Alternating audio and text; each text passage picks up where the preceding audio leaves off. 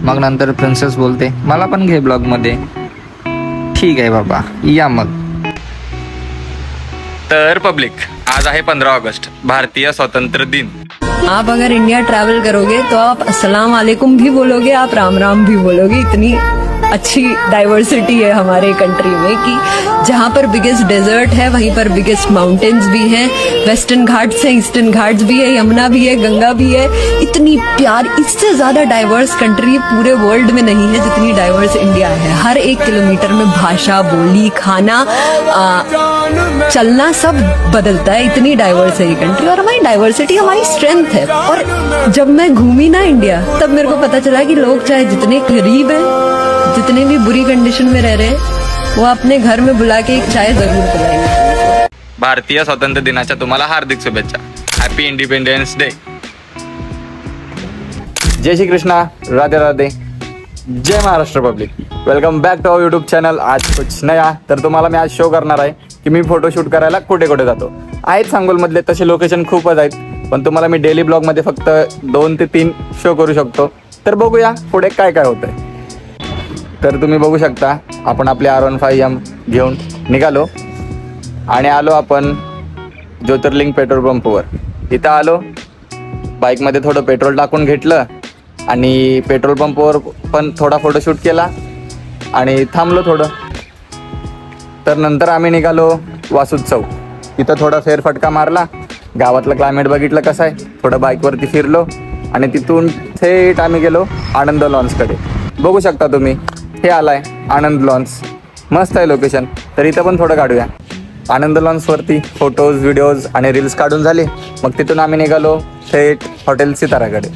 मग इकडे यायला गावातून फिरून यावं म्हणलं तर खूप लांबून पडेल. मग आम्ही ट्राय केलं शॉर्टकट. बघू शकता तुम्ही रोड कसा आहे. खूप म्हणजे असं कठीण रोड आहे आणि पावसाळ्यामध्ये सगळे गड्डे पण झालेत आणि मातीचा रोड आहे ना. मग नंतर आलो आम्ही हॉटेल सिताराकडे.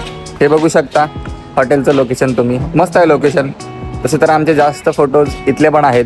तुम्ही पण ट्राय करा आणि आम्ही पण करतो. तर चला मग काढून घेऊया आपले फोटोज आणि रील्स. अशी एक घे, त्या साईडला बघतो आणि तू जरा कॅमेरा थोडा खाली आणि जरा मागच्या साईडला जातो आणि तिथं असं बघतो हात ठेवतो. कॅमेरा थोडा सरळ कर आणि मग फोटो घे.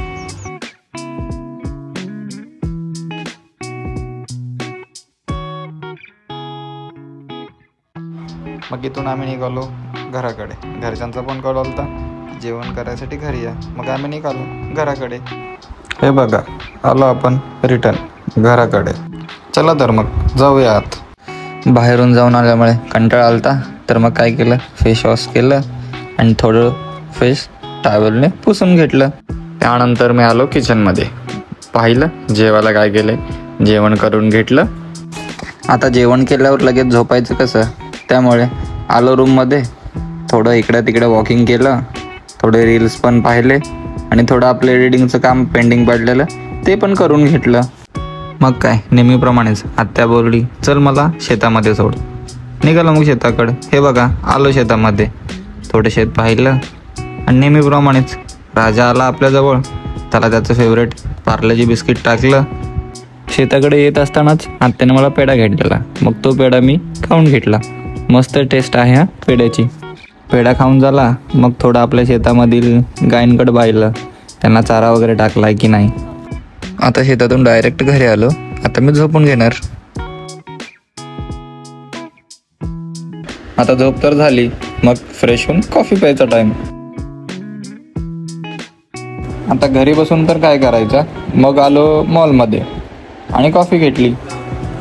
कॉफी म्हणजे प्यायची कॉफी नव्हे, पाकिटमधली कॉफी. आणि तोपर्यंत माझी नजर गेली डेकोरेशनच्या सामानवर.